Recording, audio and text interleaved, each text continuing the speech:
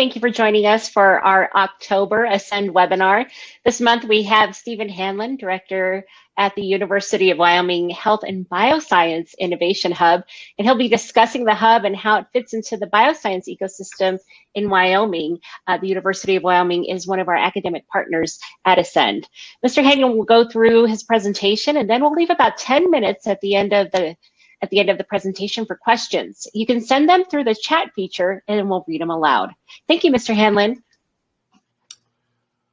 All right, it's Steve. Thank you. Hi, everyone listening. Thanks for having me today.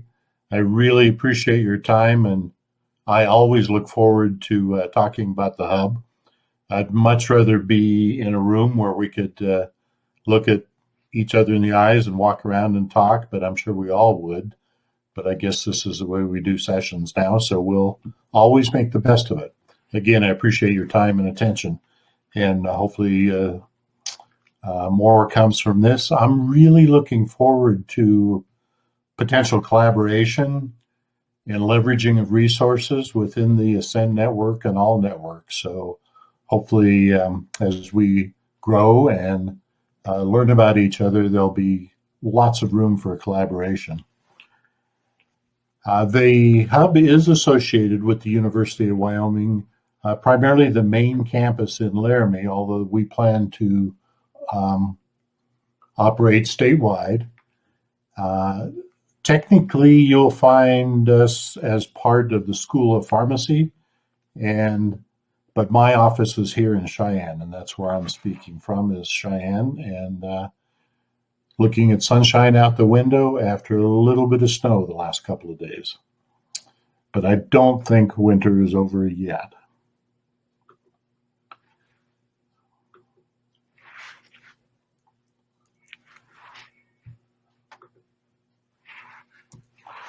So this is what I'd like to accomplish today. I'd like to discuss the Innovation Hub. And what I'd like to tell you and what I'd like to cover is the motivation for existence, and a general look first at the strategy and the flow. Then we'll drill down a little farther into the structure and the components. We'll highlight continuously the emphasis on connections and making connections. You'll see a recurring emphasis on that theme. We're going to hopefully take a look at the Spark process in a little bit more detail, which I bet many of you are already familiar with, but maybe even can help me out. And then, as she said, we'll hopefully have room for questions and a lot of suggestions at the end.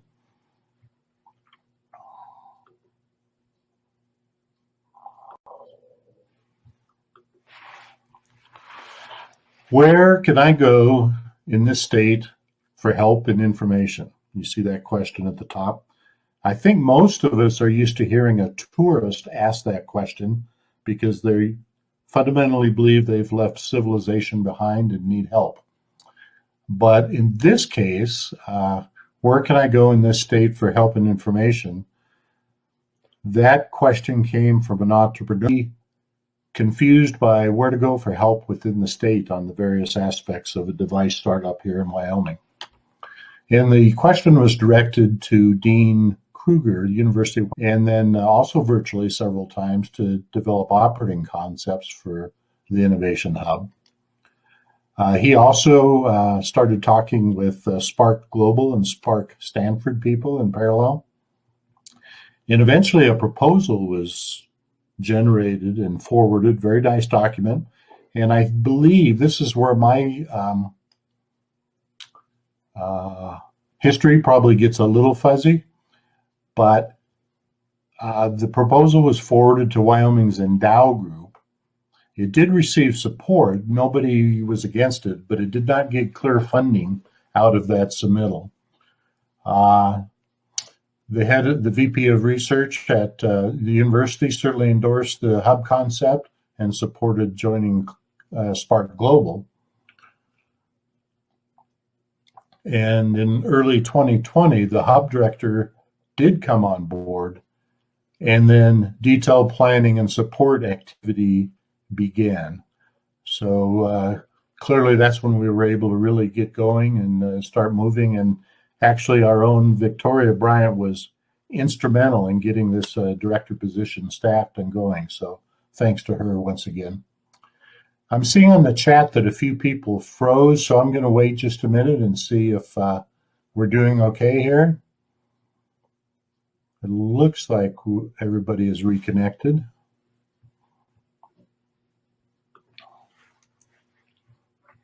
So I'm going to keep going.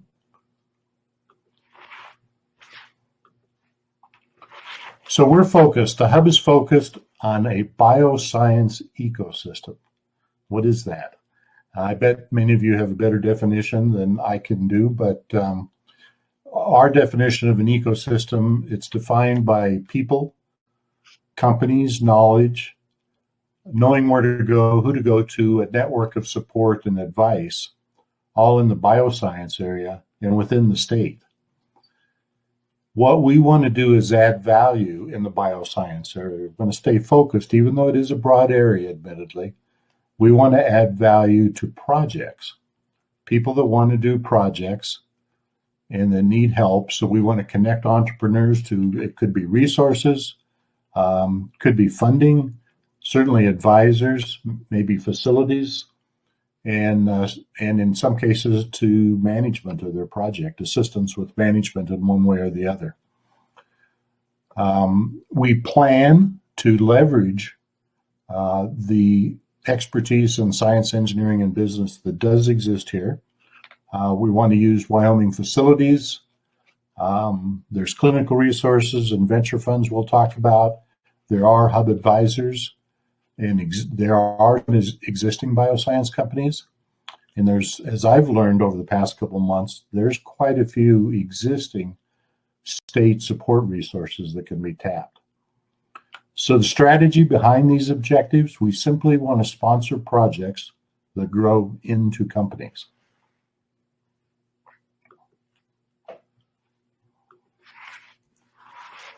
Why? Why do we want to do this, other than it's a very exciting area to be in and be associated with? We need jobs in Wyoming. We'd like to see more jobs be about bioscience. This is not an obscure idea. I believe everyone knows that Wyoming and other states are in similar situations of needing diversification and variety in their economy, multiple sources for jobs, and going through swings much less than we do now. So we want an affiliated support network. We want footprint in Wyoming. Footprint, again, meaning companies, physical companies, people working at the companies, and all forming a network to be able to help each other and support new projects that may come along. What is infrastructure? What does it look like? That's going to be a good question that we're going to flesh out over time. That infrastructure could be testing capability of drugs or devices. It could involve manufacturing. We hope it does. A number of laboratories of the proper classes. Could be shared facilities. That's what the physical infrastructure would look like in part. We certainly would like this infrastructure to be providing opportunities for education, people, whether undergraduate, graduate, postdoctoral, or certainly internship positions with companies within the state. And what we want is people to find these opportunities in state, find that there's an infrastructure that's growing. So we want people to come here, and we want it to be a place that people want to stay. We also would welcome assisting with more joint ventures. Maybe there are plenty of outside the state companies that would like to establish a presence in Wyoming. And although we're not focused on that right now, I would certainly like to be at some point in time to help in the bioscience area. Anybody who want to establish something within the state.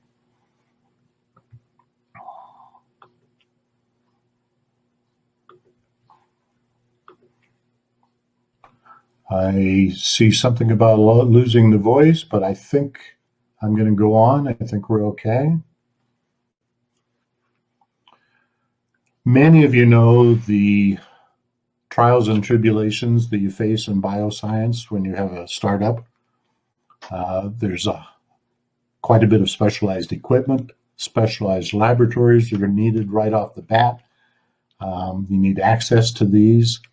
You need clinical research supports, at least so you can establish a strategy right away. And people may not realize it right away, but they need access to good advice, business advice, scientific advice, and clearly people need access to funding. And knowing where the funding sources are and helping people head that way would certainly be beneficial. It is also a bit of a shame that a classical bioscience startup probably has a pretty high failure rate compared to other technologies. So we would hope that once we are fully operational and can give or provide access and advice in these areas, that we're going to minimize costs initially, the support's there, and so the whole odds for success will go up. How do we do good? I think this is a very interesting area, and I'm always open to advice and suggestions here. But at one point, we hope to show metrics, and these metrics will show the number of companies that have been started or relocated since we began this initiative. There could be licensing deals. Maybe not everything will turn into a physical product here, but licensing deals. We will try and measure funding continuations. Once we're able to either suggest or help with funding, the further rounds should be a measure of success and something we can celebrate. And then clearly employment metrics, how many people are being employed within this bioscience structure.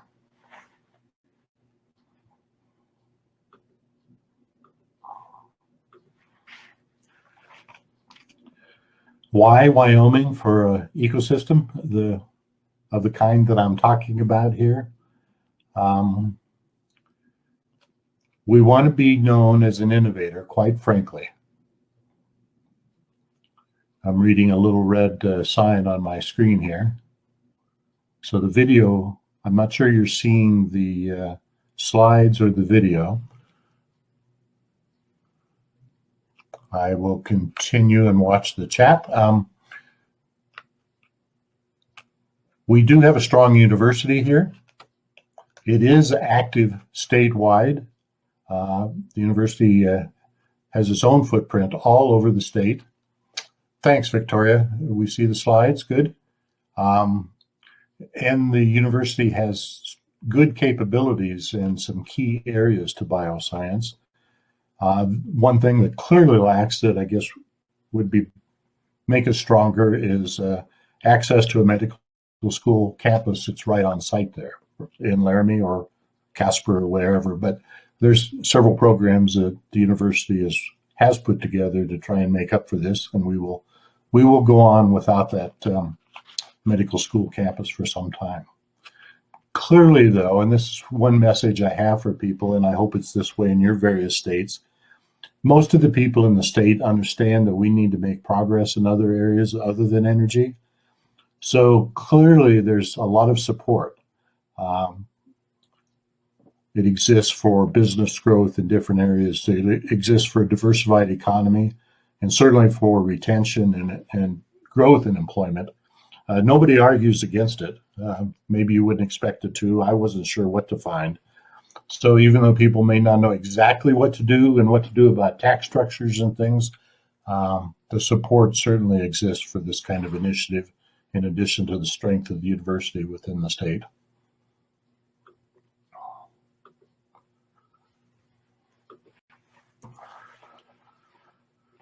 What's the strategy? We've touched upon it before in general, and this is something that is a bit of a pivot for me since I started in on detail. One of the things that the hub will focus on is connecting people, connecting entrepreneurs to the things we're talking about here, funding, advisors, investors, to whatever infrastructure exists now, and talent. And it turns out that there's a number, we'll mention this again, but there's a number of resources within the state that already exist to help small businesses, help them get started, help them grow.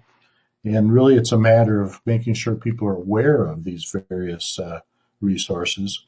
So connecting entrepreneurs to this is going to be a big part of the job here. more so than I would have thought in the beginning.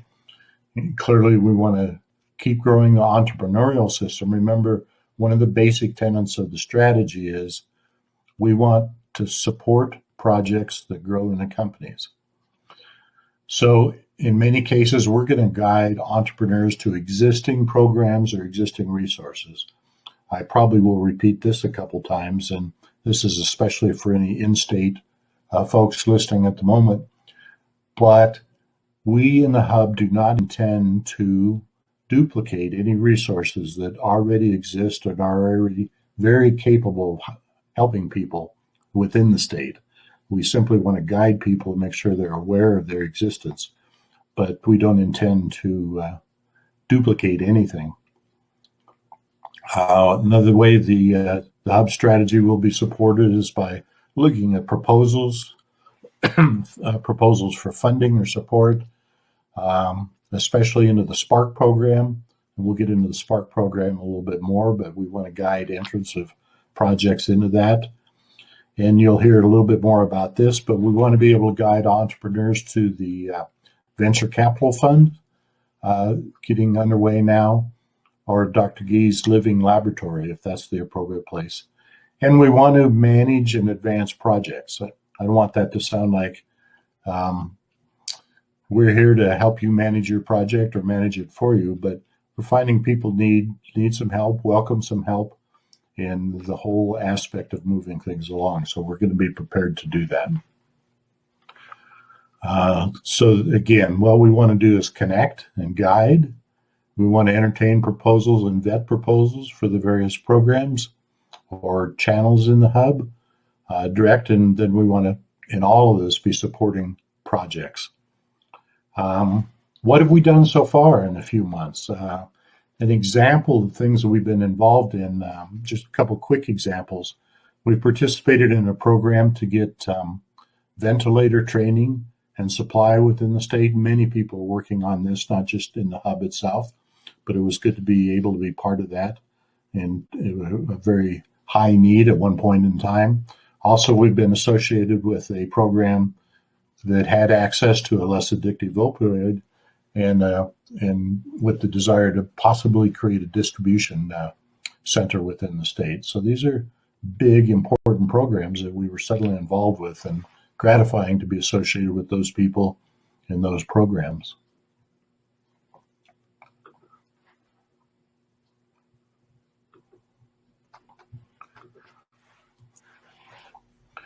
The structure of the Hub, but now drilling down a little bit, like I promised. The Hub itself has, you'll see the network in a moment, but there are 4 important components to the Hub.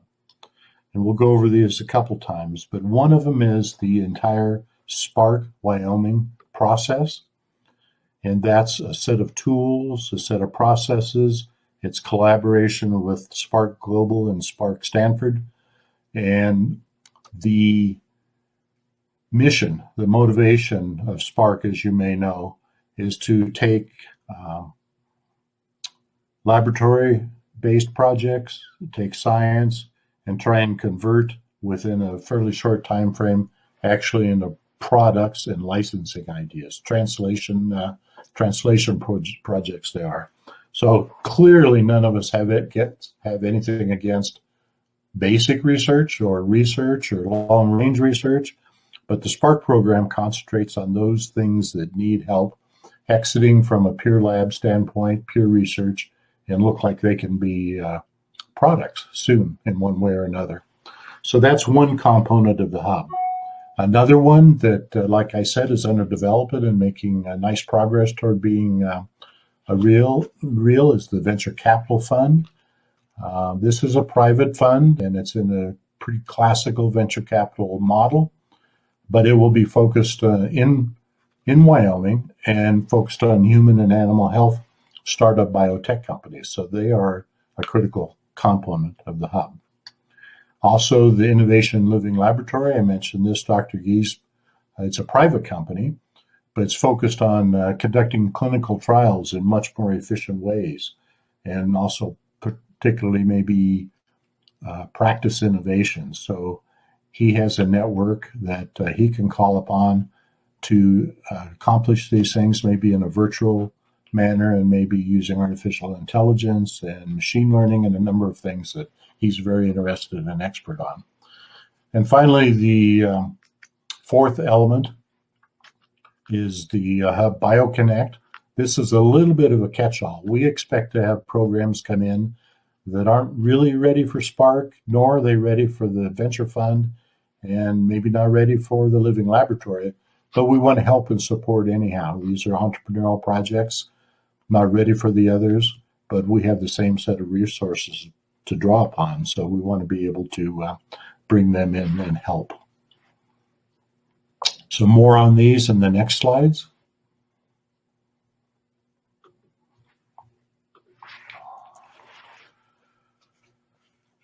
One thing I want to emphasize is the Hub is not just me, it's not just Dr. Kruger, but the staff of the core Hub, Spark, the Venture Capital Fund, the Living Laboratory. We talk, we cooperate, we communicate, and we'll do what we need to as a team to support client needs along the continuum of the product development cycle. And we'll go through that flow just a little bit with a chart that's coming up.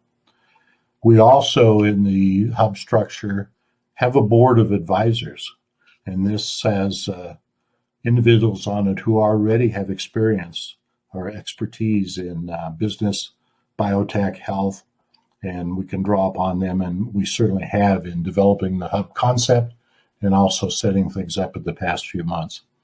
So we hope to use the board as a resource for screening and advising projects as we go along also.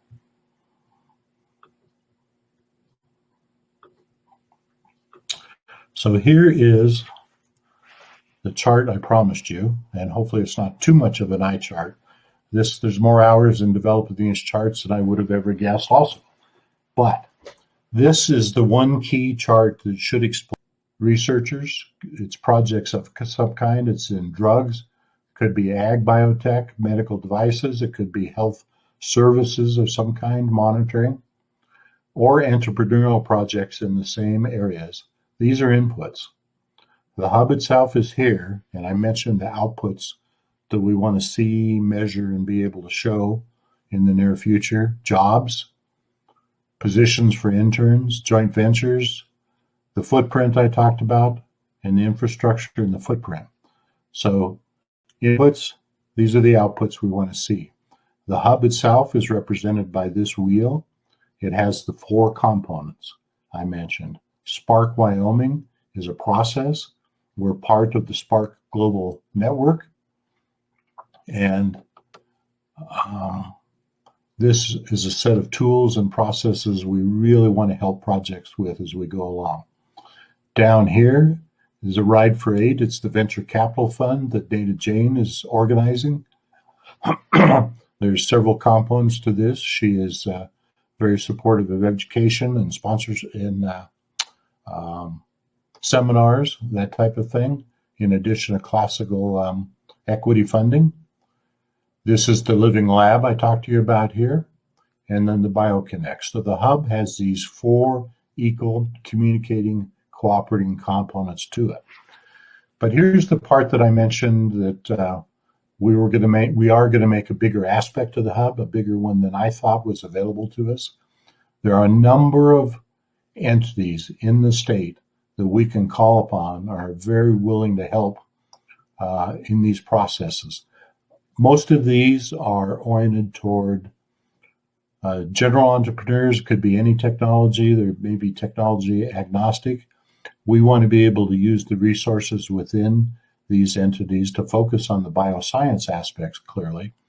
And you can see I've listed the Ascend Hub as one of the 8 here.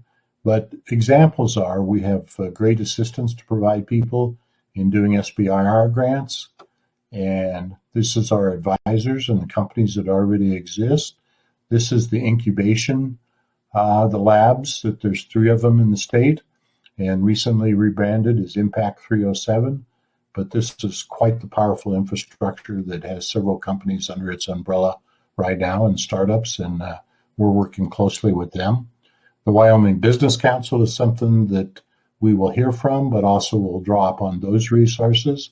The Technology Transfer Office is going to be a large player as we go forward, trying to understand people's IP position and get help establishing an IP position, and also looking at the licensing opportunities for the portfolio within the state. We've already made contact with economic development agencies in the state.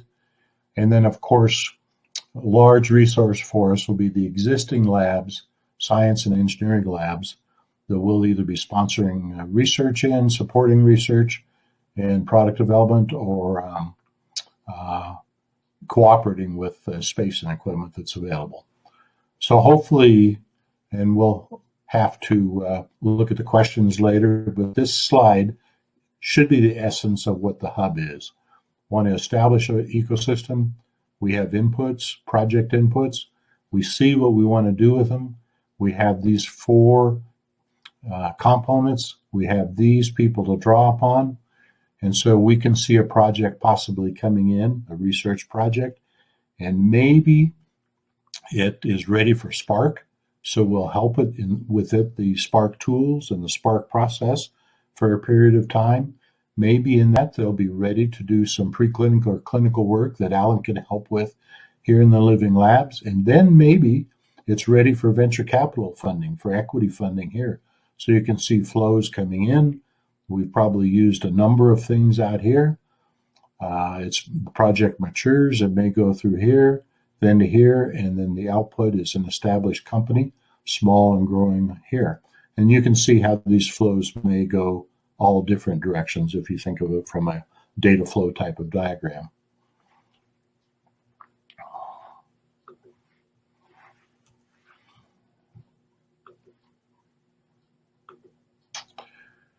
So let's look at these in just a little bit more detail. The Innovation Lab is a virtual network, but it's hospitals, pharmacies, technology companies that Dr. Key has put together.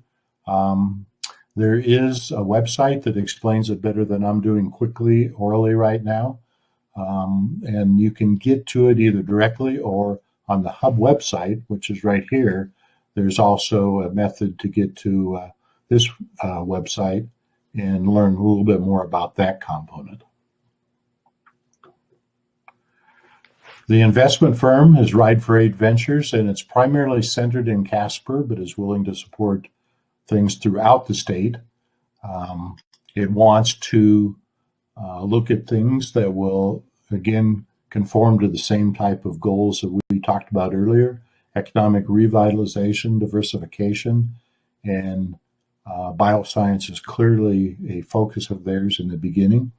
And you can see that NADA has listed a number of very similar outputs it should like to see from the venture fund as it grows and supports projects and peoples and companies.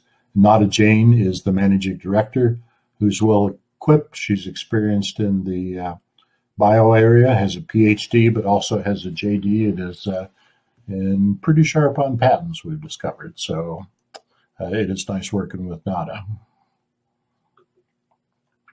Then Spark Wyoming, we've talked about. We'll get into it again a little bit as we continue drilling down. It's a university-based concept. It supports proof of concept in early phase, but it wants to employ the Spark process. As you look at it, really wants to employ best-in-class industry approaches to product development to support translational programs. Again, science or projects that may be, with a little help, closer to realization in terms of a license or a product. And we are, Wyoming, the hub, is part of the Spark Global Network. Okay, I didn't change this chart. It's the same one I showed you a little bit ago, but after the words, the text, explanation of the components, and talk about the flow, I just wanted you to see it again and see the concept for the hub. In one way, it's virtual, but you can see we have the four components. We definitely want to draw upon all the entities in the state that help small businesses exist, grow.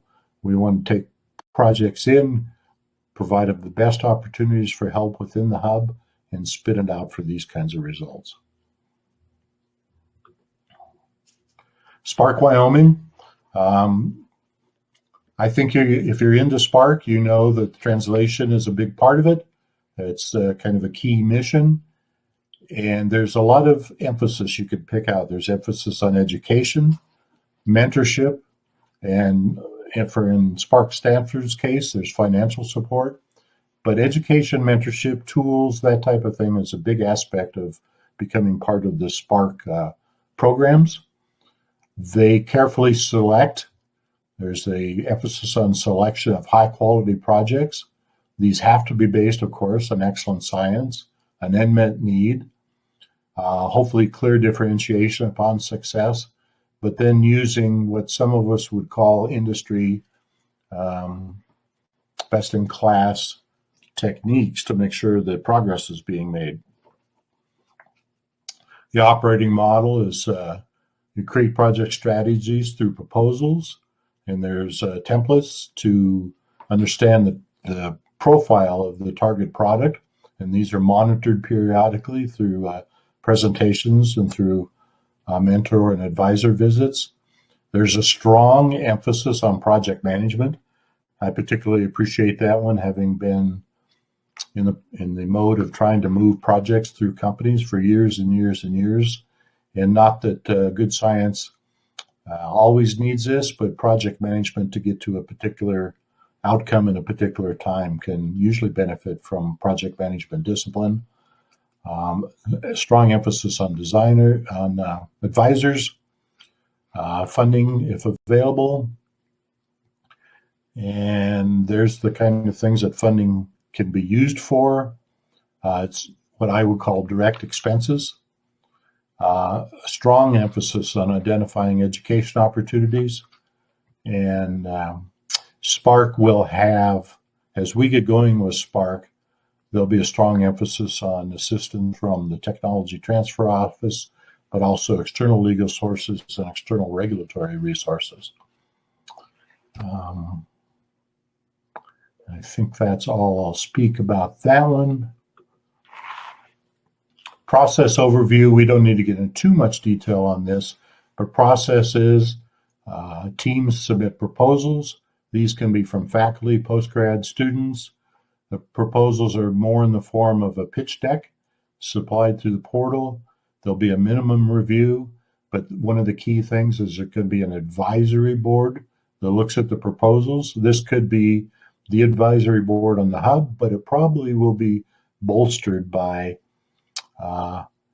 specific experts that we find in specific areas that can help in areas depending on the content of the project and the proposals. We will discuss these, accept them, reject them. We'll then be asking more from the teams. A key document, if you will, or set of slides is the target product profile and the budget. And you can see now we're talking more about an industry type of program here with these types of things in place. We want people to think about customers, developing their customers, who they really are, what that product really has to do. Then if there's funding available, it'd be advanced as milestones are met. It's not just one fund advanced up front. There's periodic project reviews.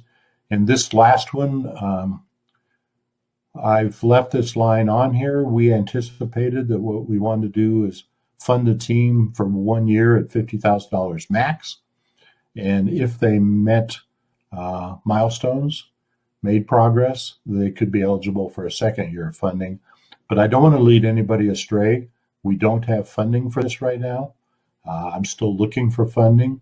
And I'm also learning that some of our Spark affiliates that we've been talking to do not necessarily fund right now either. So maybe this isn't as critical a component as I thought at one time, but I certainly would like to get to this point where somebody submits a proposal and we're able to help them out with some funding in addition to the project management and the advice that's given. We won't go through this in detail. If somebody wanted to look at it, this is just a process flow chart of showing how you go through the Spark process, slightly different than some of the other hub. Again, it's more based on transparency, visibility, frequent review, mentor involvement, advisor involvement. In fact, one of the things we'll be participating in on Wednesdays is I will be able to sit in on the Stanford every other week reviews on Wednesday evenings, where they go through their programs. People present their projects and their status. And there's many experts in the room. It's somewhat closed, but since we're a member, we'll be able to start watching, joining that very soon. And I'm really looking forward to that experience. I've mentioned the advisory roles a couple different times. We will be looking for people to help us out in the Spark process, in the general hub process. We want to be able to tap people that have expertise quickly and get advice. We just want to increase chances of success by getting the right kind of information at the right time. A quick look at the board of advisors for the hub that we've established.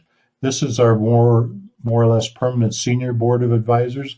Again, we will be adding advisors as programs and projects come along and we need expertise maybe in specific areas, and maybe it's more legal in one sense, or bioscience in another, pharma in another, or devices in another area. So Nada has quite a track record behind her. She's been managing partner of some funds. She is a scientist and a patent attorney. I think I mentioned that. She also has been a professor. And she's focused, of course, on technologies that could be game-changing.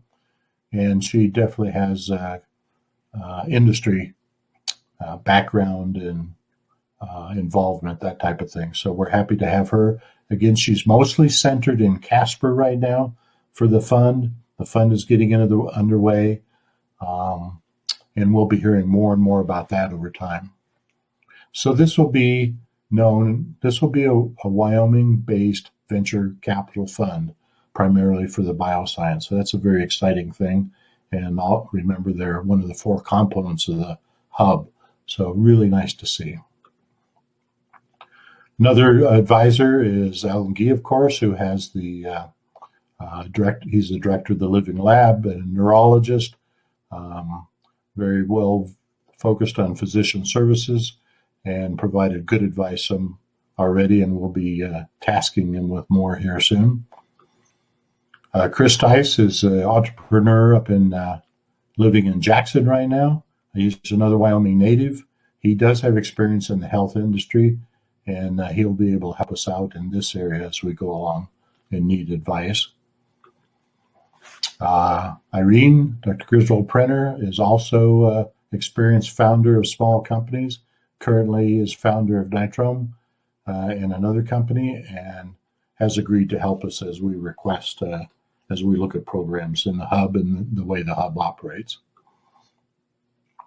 Dr. Peterson, also out of Jackson right now. Many of you know Marnie. She co-founded a company in primarily a biomaterials and biomaterials testing type of company in Jackson. She's been part of the pharmacy faculty for some time, and she has great educational and experience, especially experience in NIH programs, and we certainly solicit Marnie's advice whenever we can. And then I also serve as an advisor. I am more of a medical device person, as we mentioned. I do direct the hub overall. I do live in Wyoming right now. I've relocated back here after growing up in Wyoming, but then I left so that you can see that parallels some of the things I'd like to see people not have to do. But I've had a long career in medical product development with small companies, startups, and also some fairly large, well-known companies, Boston Scientific, Teleflex. I've been president of some startups. I did graduate from the University of Wyoming. We won't say when, but have an MSEE and an MBA. So this allows me to have a certain perspective on what's happening right now. You've got a lot of aspirational components and a chart and all that, but what are we doing right now? One of the hottest activities is trying to take care of some CARES funding that's available. The hub is administering a $2 million grant that literally just came our way, and it's for solutions to COVID problems within the state. And so we are accepting proposals. Proposals are all due by the end of tomorrow, and we hope to distribute all of this funding. We're assisting as a mentor for a team that's doing an engineered probiotic targeting gout. This is just now underway. We're doing some strategy mentoring for 6 bioscience research programs that are underway in Impact 307. Some very exciting work and some good help to be offered there. We're mentoring a researcher that's trying to decide what to do, wants to do a product in the bioscience area, interested in data and supplements and digital health, but wandering around a little bit, so we want to be able to help. And there's a lot of conversations underway with Spark Calgary, Spark Mexico, and Spark CU, and figuring out how we, in more closely held areas like this, can cooperate with each other and support each other. And in fact, we're talking about an expo to be held in the near future where we showcase projects, educational opportunities, that type of thing. So I'm excited to see this grow into more. And finally, activity underway. You can't operate without a website these days, right? So we did do a website that it's available. I've been showing the link right here. This is the Health and Bioscience Hub. It explains the hub. That chart that I talked about is on it. But more important, if you wanted to be involved in a Spark program, the menu up here shows you how to, what I would say is punch the button and get to the Spark page. Or most recently, you can punch the COVID Innovations button and figure out how to look at applying for the COVID Innovation Grant funds. And this will give guides, there's templates, and allow you to submit through the hub, ask questions, or actually submit proposals through the hub. So this has turned out to be a pretty powerful tool, and we'll get better as we go along. So what do we need to do? You ask, well, I haven't got everything done, I've said, but remember I laid the ground for my excuses in the beginning of the program that we really only started early this year. So that's my excuse. I want to do more faster, but here's what's happening. We need to secure funding for our first projects. This is all good planning, but I'd like to be in the mode where we actually have our hands on funds where we can help with projects in the right way. And I'm not quite there yet, other than with the COVID funding. We do want projects that are ready to enter the Spark process. So we need the first 1, 2, 3, or 5 projects that are willing to move along according to the flowchart at Spark. We want to continue our reach outs for hub awareness. I recognize that I need to do a better job of reaching out to all the community colleges and seeing what exists there and how we can cooperate. I have reached out, of course, to the various colleges on campus, engineering, agriculture. We'll continue to do more of that so people, students and faculty and PhD students are aware of the hub's existence, where help can be offered. One thing that's key is I really need to identify a regulatory resource that's essentially on retainer. I think that has to be one of the tools that we offer and offer quickly. Has to be good, consistent advice without the projects going and finding it themselves. In the few months we've been working, I've already discovered that there are some teams that would have benefited by more precise, targeted regulatory advice right away. And so I want to avoid those problems going forward. And I'm really keen to get some educational aspects going, whether it's getting people signed up for some of the entrepreneurial classes or whether identifying maybe one-off type seminars to have for people or specific short courses. I think there's quite a need for folks wanting to be entrepreneurs in bioscience, but having holes that they want to fill. So that's the last slide. Like I said, I'm very much looking forward to interaction with all members of Ascend. I hope to hear a lot out of this talk, suggestions how we can at least at least talk. Maybe there's plenty of people that would be able to tap for expertise. So I didn't want to make it sound like when we put review teams and expertise advisors together, they all have to come within state. We won't exist that way. So we'll be going out of state for the advisor network whenever we need to. So thank you again for your time. And now maybe we should spend some time on questions and maybe any advice you have for me right now. Thanks again. Thank you, Stephen. We have a few questions. Okay. Hi, can you hear me? I can. Okay, sorry. We have a few questions that have come in through chat, and I'll read them now. Ann Park has asked if there are state funds in the venture fund, or was it completely privately funded? And then there's a follow-up question. Okay, in the venture fund, no, it's not just state funds, as I understand it. I actually promise not to talk too much about it because I think she is attracting funding right now, therefore has to be somewhat silent. But I believe there's funding from within the state, but much of it will be external, but definitely interested in funding activity within the state. Hopefully that answers that question. It actually answered the follow-up question too, which was, were there efforts to attract the venture fund to Wyoming, or was it homegrown? That is a really good question. I think there were efforts to attract Nada to do it here, although she is on her own, was very interested in doing it here. She saw the opportunity, much like we see in the hub and the concept group, saw the need and the opportunity. So she was bound and determined to establish here. And I think I had one slide showing the beneficial lifestyle and that kind of thing. Those kinds of things attracted. But no, this was not an established venture fund that we went out and then attracted from outside the state to the state. It's homegrown within the state. Okay, the next question is from Pamela, and I know we have some viewers who are associated with the Clinical and Translational Science Award, so this is a great question here. Who are your clinical partners? Knowing that Wyoming, does it have a university hospital, or who are you partnering with for clinical? Well, no, Wyoming does not have a university hospital per se. A campus associated with the University of Wyoming. And that's going to be a hurdle as we go along. I think you'll find most of the other Spark programs and others do have a university hospital. I'm not super aware of all the details, but I know Wyoming is associated with the state of Washington in terms of medical schools. There's quite a bit of interaction with Anschutz and the CU Medical Center. Ivinson Memorial Hospital in Laramie helps, I believe, although I haven't done any work there yet myself.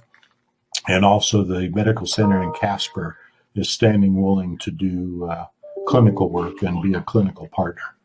So there's work to be done there, but it's not as if it's a totally void situation right now. Thank you. We have another question.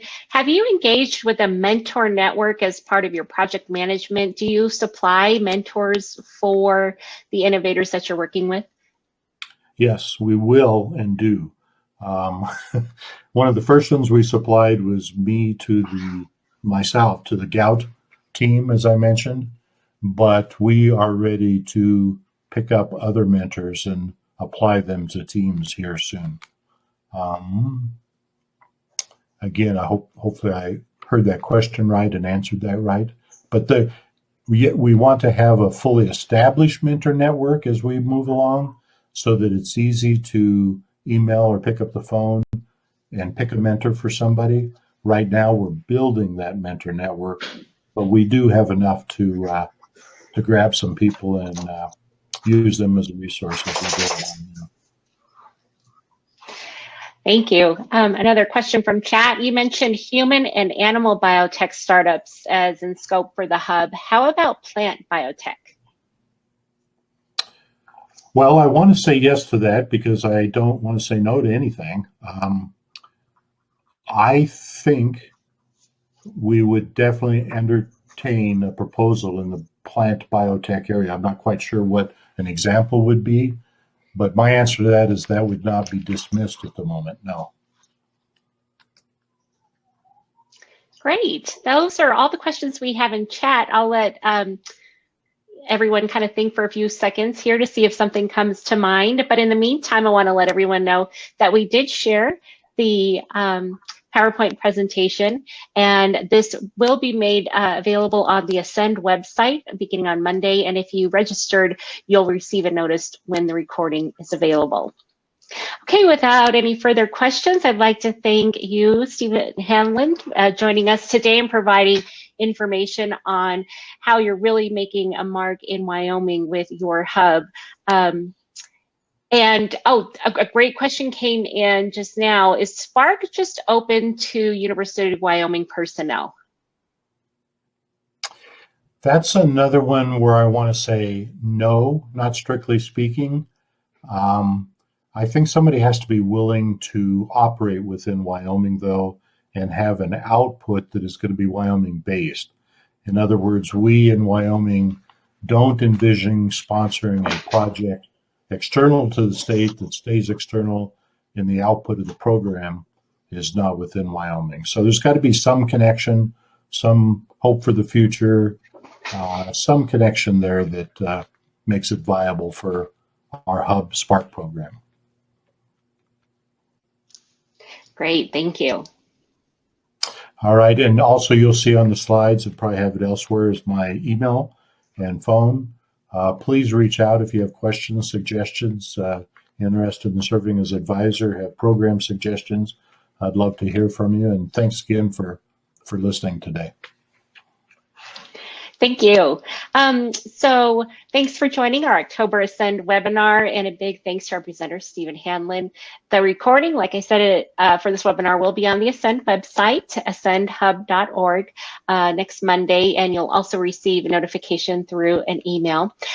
Please join us next month. We'll be having our webinar a little early for the holidays, November 12th.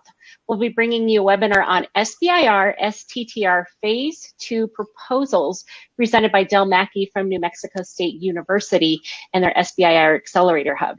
You can find registration link on ascendhub.org. Thanks again and have a great day.